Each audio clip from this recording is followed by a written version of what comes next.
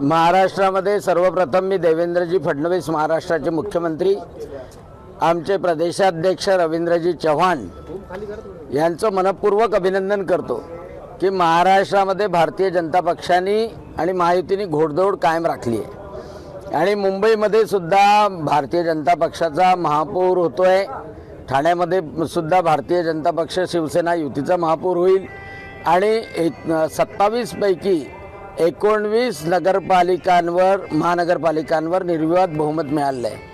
अमरावतीमध्ये आपल्याला माहीत आहे की इथे जे लोकसंख्येचं प्रमाण आहे आणि मी वारंवार जी भीती व्यक्त करत होतो MIMच्या संदर्भात, काँग्रेसच्या संदर्भात, आणि ती भीती खरी ठरण्याची वेळ आलेली होती आणि तशाही परिस्थितीमध्ये अमरावतीमध्ये भारतीय जनता पक्ष हा सर्वात मोठा पक्ष म्हणजे 25 नगरसेवक म्हणून निवडून आले आणि त्या खालोखाल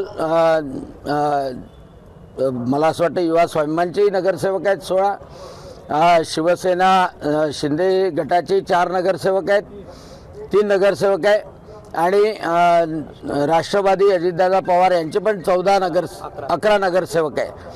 पण MIM आणि BSPचेही मोठ्या प्रमाणात नगरसेवक निवडून आलेले आहे। MIM आणि काँग्रेसचे पहिल्यांदा निकाल लागले तेव्हा त्या भागामधून MIMची चांगली घोडदौड सुरू होती आणि आजचं जे चित्र आहे असं वाटतं की अमरावतीच्या जनतेने कौल दिला आहे की महायुतीच्या सगळ्या लोकांनी एकत्र यावं आणि अमरावती महानगरपालिकेचा विकास आणि सुरक्षितता द्यावी आणि असं चित्र निर्माण झालेलं आहे आणि त्यामुळं आता हे चित्र थोडं स्पष्ट होईल, त्यावर चर्चा होईल आणि त्याप्रमाणे निर्णय निश्चितपणे घेतले। सर, सर्वात मोठं प्लॅनिंग जे आहे ते भाजपनं या निवडणुकीमध्ये केलेलं होतं। राज्यात भाजपच्या जागा वाढल्या पण अमरावतीमध्ये 20 जागांनी भाजप कमी झालेली आहे। नाही, त्याचं कारणही होतं, त्याचं कारणही होतं की पहा, अमरावतीमध्ये भारतीय जनता पक्षाचा कोणी आमदार नाही आहे। 2 आमदार जे अमरावती शहरात आहे, एक युवा स्वाभिमानचा आहे आणि 2 आमदार राष्ट्रवादी अजितदादा पवार या गटाचे आहे।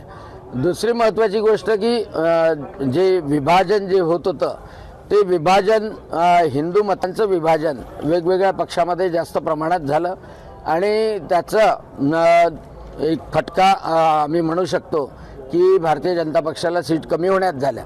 परंतु एक महत्त्वाची गोष्ट झाली की शेवटी निवडून आले ते महायुतीचेच घटक पक्ष निवडून आले आणि त्यामुळं सत्ता ही भारतीय जनता पक्ष आणि महायुतीचीच निश्चितपणे।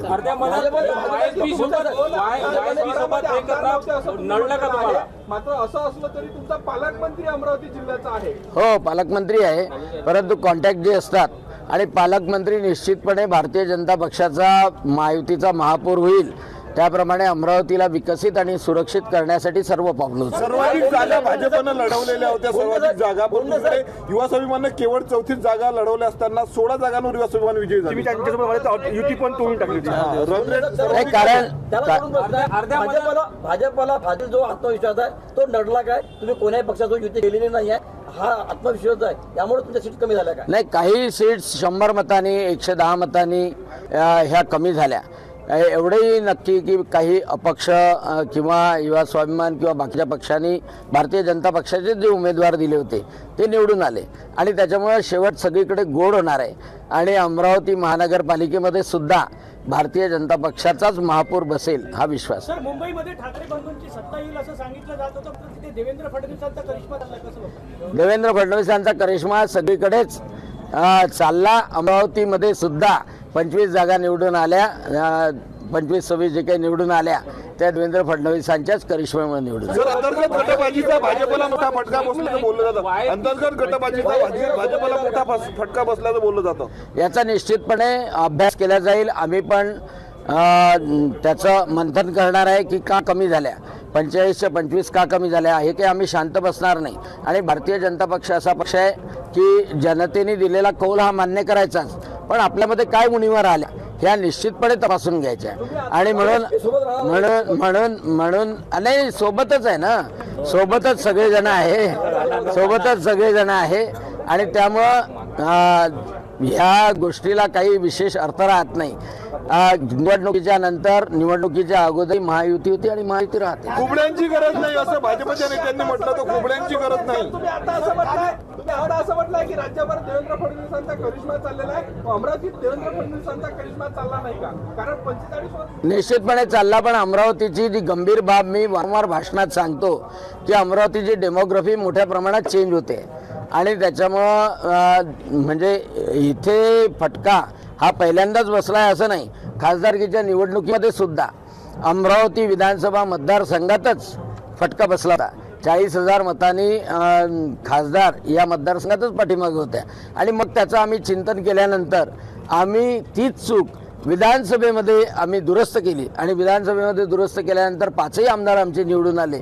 इथलाही आमदार आम्ही निवडून आणला, बडनेराचाही आमदार आम्ही निवडून आणला आणि त्यामुळं ह्या घडामोडी ज्या चालतात त्याचं निश्चितपणे चिंतन होईल. सर तुम्ही म्हटलं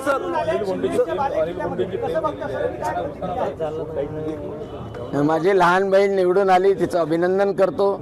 माननीय मुख्यमंत्री देवेंद्रजी फडणवीस यांचे आशीर्वाद, तिथल्या कार्यकर्त्यांनी घेतलेले परिश्रम, त्या प्रभागामधून 4च्या 4ही म्हणजे 3 भारतीय जनता पक्षाचे आणि 1 कमळाचे निवडून आले आणि तिला पुढील कार्य करण्याकरता आणि भारतीय जनता पक्षाचं काम करण्याकरता मनपूर्वक शुभेच्छा. सर एक शेवटला प्रश्न सर हिंदुत्वाचा मुद्दा चालला नाही असं तुमचा उत्तरातून दिसून येते. हिंदुत्वाचा मुद्दा जर चालला नसता तर मग इकडच्या भागामध्ये काँग्रेसचे लोक निवडून आले असते. काँग्रेसच्या लोकांना तिकडेच फक्त पाहावं लागलं असतं. पण काँग्रेसनी चांगला परफॉर्मन्स दिलेला आहे. तर आम्हाला माहित आहे ना, खासदारकीच्या निवडणुकीमध्ये काँग्रेसच्या खासदाराला 40,000 मताचा लीड होता इथे आणि 40,000 मताचा गड्डा भारतीय जनता पक्षाला होता. आम्हाला त्याची जाणीव आहे आणि त्याच्यामुळं भारतीय जनता पक्ष जरी असला तरी अमरावतीचं डेमोग्राफिक पॅटर्न जे चेंज होत आहे त्याचे परिणाम भोगावेच लागणार. सर एक शेवटला प्रश्न, ज्या पद्धतीने तुम्ही म्हणाला की महायुतीला या ठिकाणी स्वतंत्र लढे, तरी खोडकेंना रवी राणांचा पक्ष महायुतीमध्ये नको आणि राणांना खोडकेंचा पक्ष महायुतीमध्ये नको, अशा वेळेस भाजपची काय भूमिका असणार आहे? कसं समीकरण होणार? राष्ट्रवादी दुसरीकडे काँग्रेस सोबत जाणार असल्याची देखील चर्चा सुरू झालेली आहे. भारतीय जनता पक्षाचं सामंजस्याचं धोरण आहे.